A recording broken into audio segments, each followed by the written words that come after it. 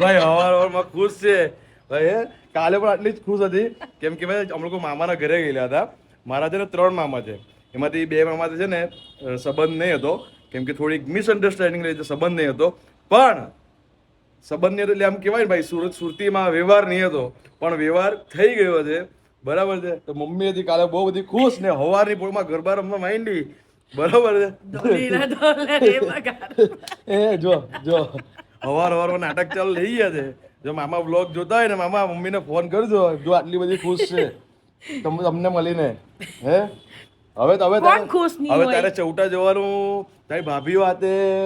હે હવે છે ને ભાઈ બ્યુટી પાર્લર જવાનું, ચૌટા જવાનું, આ બધું છે ને પહેલા જેવું ચાલુ થઈ જાય. બાકી પહેલા ઘરમાં ચૂપચાપ બેહી રહેતી હતી, હે ને? સાચી વાત. તો હવે ભાઈ જશે બરાબર. મારા પપ્પા એક જણની કોમેન્ટ કે તમારા પપ્પા વિડીયોમાં કેમ નથી? તો ગાઈઝ વિડીયોમાં આવશે, થોડાક બિઝી છે મેરેજના હિસાબે, બરાબર છે. અને મારા પપ્પાએ મને એક વાત કીધી હતી, જ્યારે એક લાકડી હોય ને, એક લાકડી એને કોઈ પણ તોડી જશે, પણ જ્યારે બધી લાકડીઓ ભેગી થાય ને અને કોઈ તોડવા જાય ને તો એ પોતે તૂટી જશે પણ લાકડીઓ નહીં તૂટે. બસ એવી રીતે જ અમારા મામા તે સંબંધ થઈ ગયો છે, બરાબર છે. એટલે મમ્મી બહુ ખુશ છે, અહીંયા જ ઉભી છે વ્લોગમાં આવવા માટે, બરાબર છે. 3 ભાઈઓ આમ ભેગા થાય ને એક બેન, કોણ ની ખુશ હોય? હા ખરેખર ખુશ હોય, બરાબર છે. મા બાપ નથી પણ 3 ભાઈઓ છે મારી સાથે. હા એટલે લાકડીઓ મમ્મીની ભેગી થઈ ગઈ છે, હવે કોઈ નહીં બોલે કે ઝુકેગા નહીં સાલા.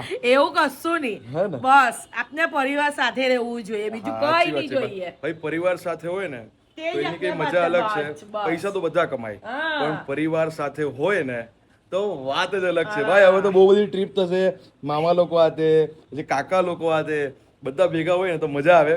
તો બસ ગાઈસ આવી જ ઇન્ફોર્મેશન મારે આપવાની હતી કે મારા મામા તો સંબંધ થઈ ગયો છે એટલે હવે ખુશાલ થઈ ગયા છે બધા, હે ને? મમ્મી તો બહુ એક્સાઇટેડ છે, હે ને?